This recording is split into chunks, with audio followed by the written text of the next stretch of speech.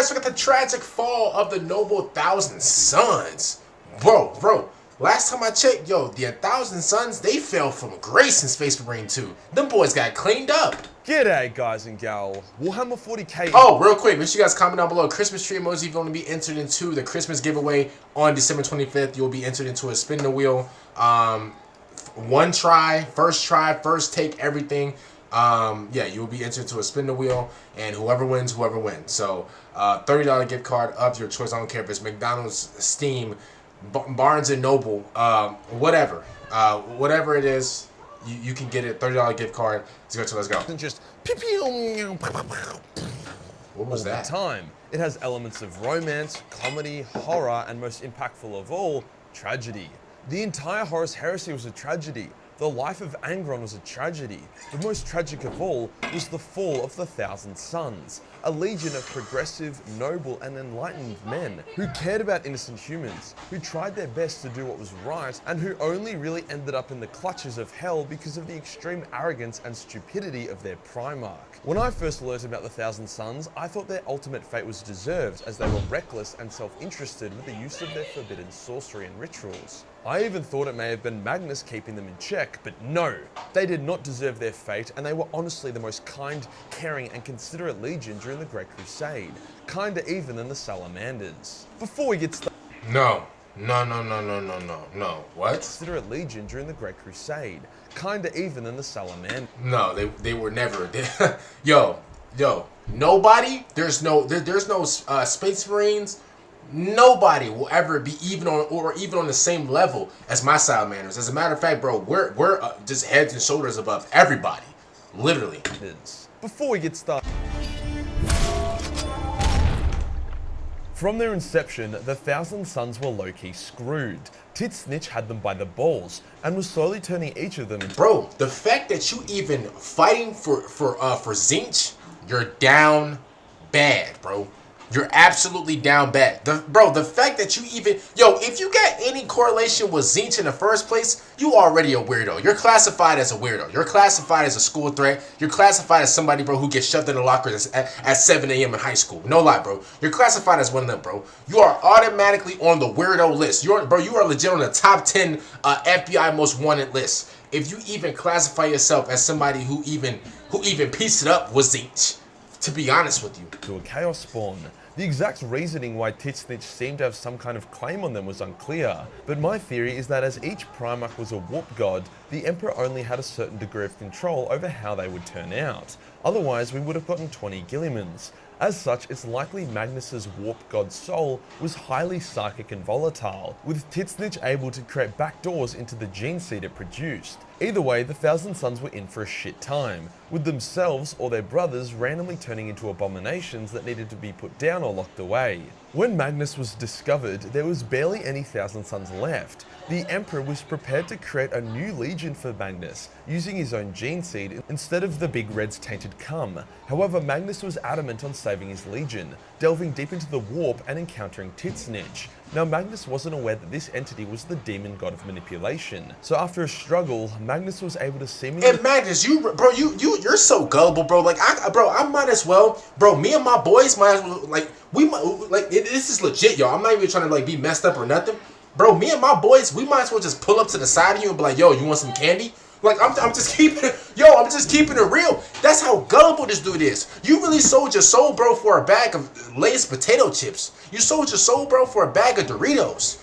You're so gullible. It's crazy. Like, dominate and force the warp entity to stop his sons from suffering the flesh change. In exchange, Magnus sacrificed one of his eyes, and it worked. Not because Magnus actually dominated Tzeentch, but because Tzeentch allowed Magnus to think he beat him, to fuel Magnus into becoming an extremely arrogant person. Magnus had decided that he was the greatest Psyker in the galaxy, second only to his father. But as time went on, Magnus's arrogance became so much that even he thought he was the greatest Psyker than the Emperor. Yeah, Magnus was a bit of a dipshit. With their second lease on life, the Thousand Sons strode forth into the galaxy, using their psychic powers to destroy otherwise unbeatable foes of mankind, saving entire human populations when other legions would have just orbitally bombed the world to dust. Their power was insane, and it meant that there was— Hey, real quick, shout out to these guys right here. Like, he looks pretty tough. He got the veins popping out of his arms. he must be that guy. But like respectfully, you can't be tough with a ladybug on your ish, bro. If you got a ladybug on your armor, bro, you cannot be tough. Sorry, bro. Like I understand, he got the he built like Prime Hercules, respect. But like I can't lie to you, bro. If you about to square off and you got a ladybug shirt on or you got like ladybug armor on, I can't take you seriously. I can't even go all out on you. Like I legit, bro. I can't even use like my special, trick moves on you. Like I'm not gonna lie to you, bro. You cannot, you can't be taken seriously, bro. Respectfully, like I can never take you seriously. Ever. No enemy too great. Now, as I said, a lot of people thought the Thousand Sons were way too extreme and arrogant with their powers, but this wasn't the case. They treated their powers with caution and respect. Nobody went Super Saiyan Demon mode, and each Thousand Son was taught something called the Remunerations, basically different tiers of meditative states which allowed them to control their emotions, which in turn allowed them to control their power. Each Thousand Son would also join a specific fellowship depending on their power. So if you were an offensive firecaster, you would join one fellowship. If you could see the future, then you would join the Corvidae fellowship, and so on. Yo, I just noticed this right. Yo, what are we doing right now? What are we doing with our lives right now? He looks like Venom. Why you got bro's head in your hand? This meant that the Yo, bro, like no lie, I was just staring everywhere but here. Something just told me, yo, look to the right real quick. I looked to the right. Yo, what is this monstrosity doing right here, bro? Sons could focus on one thing and not become overwhelmed or arrogant in their diverse power. Many Thousand Sons also had these cute little warp pets, familiars, that would follow them around and occasionally lend them power. These warp pets would later be revealed to have a dark purpose, compounding to their overall tragedy. But for now, they were like little spirit cats. The Thousand Sons' homeworld of Prospero was an unrivaled paradise. Magnus had taken a blasted world full of psychic insectoids that planted eggs in your brain and turned it into a lush verdant forest world with mighty cities. It was said that Tisca, the City of Light, was the closest thing to heaven in the galaxy that there was. Order, education, high quality of living. The Thousand Sons also actively helped their citizens and formed friendships with them. Cancer wasn't a thing on Prospero, as the Thousand Sons would use the warp to cure it from the citizens. When an off-world visitor to Prospero got the psychic eggs in her brain, a team of Thousand Sons captains spent hours performing an extremely grueling psychic surgery in order to save her life and remove the eggs. Pretty much any other legion would have been like, sorry, too busy. However, many other legions didn't see things like this. Every legion had fought against evil Psykers, psychic Xenos, or warp predators at least once during the Great Crusade. Everyone knew how dark and twisted the powers of the warp could be. So when they saw the Hey, bro's face looked dark and twisted. Yo, his face looked... He got a totem pole face. This is crazy. Listen, I don't mean to talk about nobody. Listen, I'm not Leonardo DiCaprio. I'm not Michael B. Jordan. I'm not Brad Pitt. I'm not Prime Denzel Washington. Like, I don't like any of these Hollywood actors. But, like, one thing I'm going to say, man, I'm not the ugliest thing in the world, though. I'm not the ugliest thing in the world. Yo, this thing right here, bro, if I... Respectfully, I couldn't even shake bro's hand. Honestly, bro, like if I look like this, bro, I become a threat to all nations, y'all. No lie. Sons using that same power, they became distrustful, with a few even becoming outright hostile. Magnus, in his arrogance, didn't do much to allay these fears or try and lighten his brothers. More so just thought they were bigots and told them to get fucked. To his credit, Ahriman tried really hard to form a friendship with the Space Wolf Rune Priest, as a way of hopefully showing the Space Wolves that the Thousand Sons were a benevolent legion, with nothing to fear. However, this would later bite Ahriman in the ass in a tragic way. During an operation with the Thousand Sons, Space Wolves, and Wordbearers against a non-compliant human world, Magnus wanted to save the world's library and record its knowledge. Leman wanted to burn everything. This brought the legions into conflict, which ended when one of the Thousand Sons turned into a chaos spawn in front of everyone. Leman was disgusted, and with some support from a few of the other Primarchs, petitioned the Emperor to form a conclave and decide on the future of the Psykers. Now, the Emperor is the greatest Psyker to ever live. He also can't be fucked dealing with this shit, and he obviously supports Psykers and knows humanity is ascending to become a psychic race. However, some of the reports of the Thousand Sons had been disturbing, and the Emperor also wanted to keep peace with his anti-Psyker Primarchs, so he called together the Council of Nicaea, also known as the Trial of Magnus. Various Primarchs and other important Imperials gathered together and debated the future use of Psykers.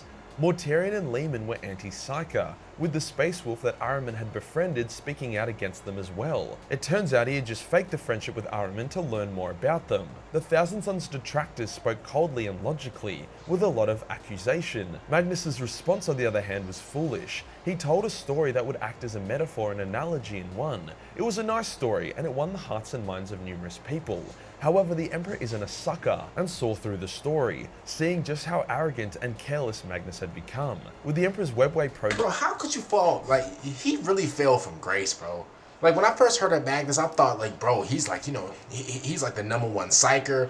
You know, he's just like, he's that powerful, da-da-da-da. And then, you know, I really stopped liking him whenever, you know, he tried to fight Vulcan. Let's keep it real for what it is. Nobody in the Warhammer, just nobody. I don't care if you're the Emperor.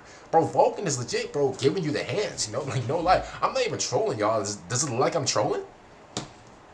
See, I'm not even trolling. Bro, Vulcan can legit give anybody the hands. The fact that you even tried to, like, you know, just take Vulcan out is absolutely absurd, bro. It's absolutely onomatopoeia-nominous. Like, it's really crazy. It's really ludicrous, not the rapper. It's crazy how you even tried to do that, bro. Like, you can't, there's nothing you could do. Vulcan's literally the greatest of all time.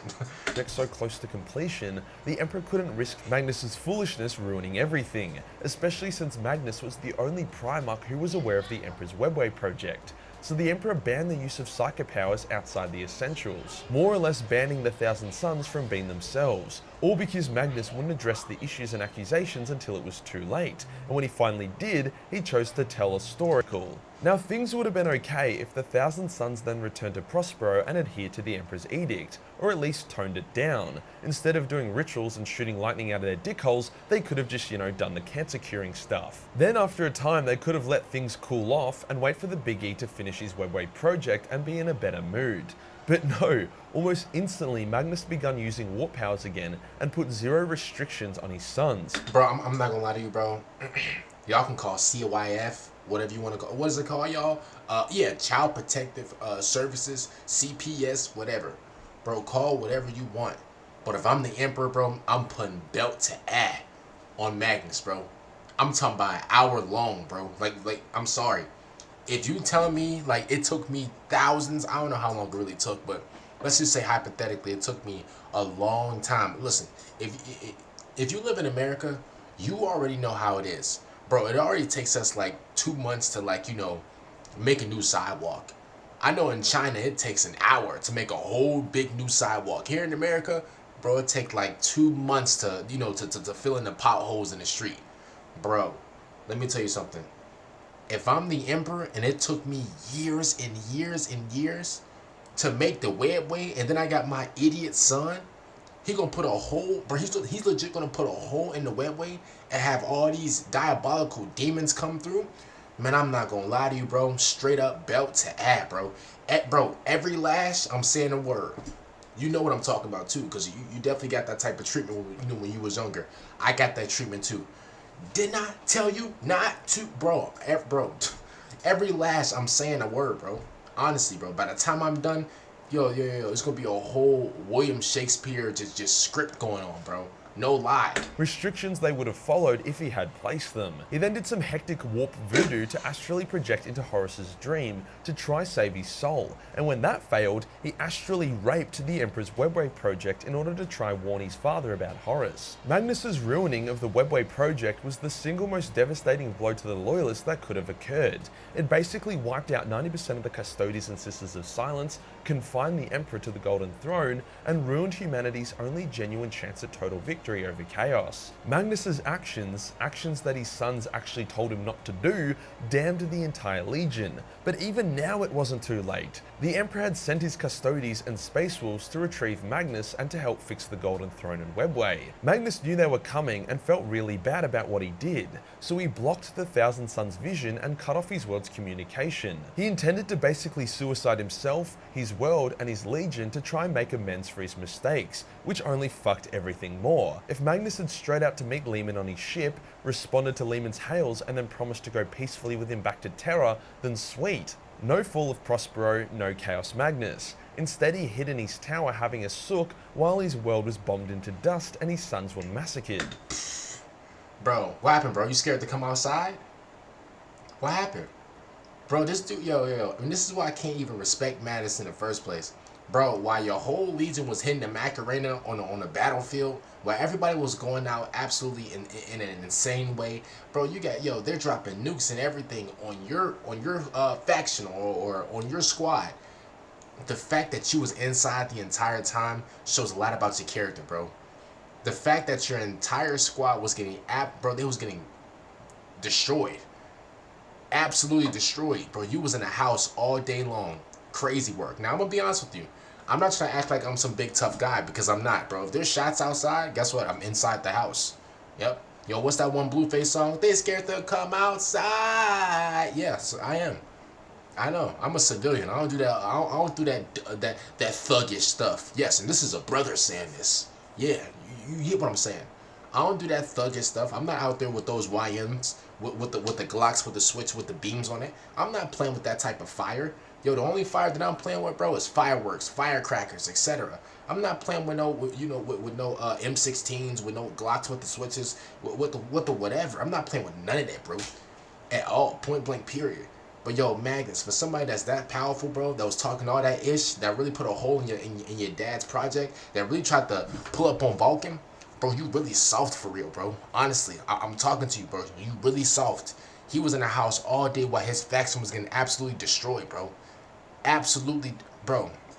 I want to say a word right now, but I don't want to get, demonetized. But bro, his squad was getting, bro, his squad was totaled like a car, yo. No lie. If his sons knew what was coming, they could have formulated a diplomatic plan or an evacuation, but no, they only found out as the bombs were dropping. Even when the first line of Space Wolves charged, Ahriman hesitated before firing at them.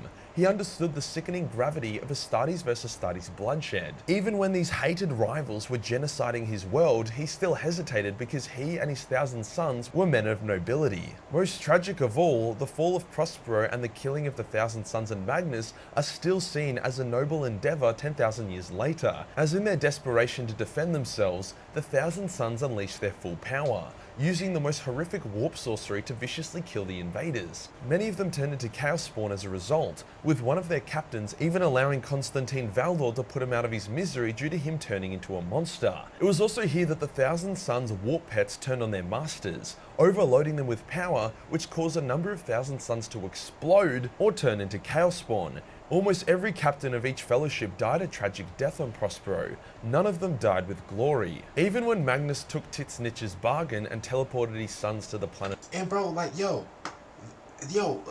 correct me if I'm wrong, y'all. Didn't the Emperor offer Magnus, like, didn't he offered him something? I think he was like, yo, you can like be on my side or whatever, but like you just can't take, your faction or whatever, or you just can't take the 1,000 sons with you. Like you can't take them, but like, since you're my son, bro, like I forgive you and everything. Like, yo, come on.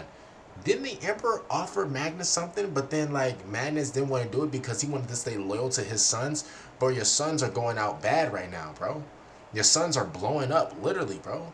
Honestly, all I see is tomato juice everywhere. They're going out absolutely down bad right now. And you skipped out on an opportunity with your father to go be around a bunch of exploding tomatoes, bro. To go on the battlefield and all you see is hot sauce, tomato sauce. All you see is fruit punch. You see all these red substances. I don't want to get demonetized on YouTube, so I gotta say this. But you see all these red gusher juices. Like, this is what you see. Your entire faction is going out bad. You skipped out on an opportunity with your dad. Just dumb, bro. Like, for somebody that powerful, bro, he's just, bro. Man, I almost said the R word, bro. He's so dumb, bro. As sorcerers, their tragedy was just beginning. The few survivors began mutating into Chaos Spawn, which forced Ahriman to perform his rubric, a ritual that was supposed to cure them, however instead turned most of the 1,000 Sons into rubric marines, more or less robots. Only a handful of the 1,000 Sons maintained their consciousness and form.